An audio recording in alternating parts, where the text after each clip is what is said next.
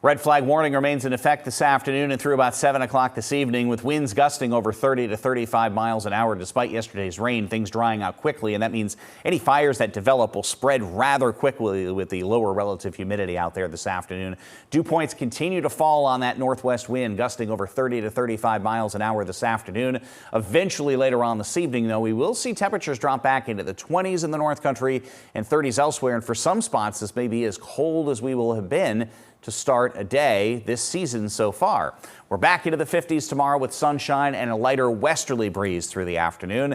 And then the warmest day of the holiday weekend looks to set up to be during the day Saturday. Blend of sunshine and clouds, 65 to 75 from north to south. A weak front gliding in out of Canada later Saturday night could mean a shower for the North Country. Then we're back into the 60s on Sunday.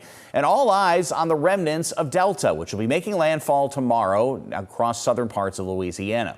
As that moisture over the course of the holiday weekend lifts northward, remains to be seen what kind of rain shower activity or heavier downpours we might see from it.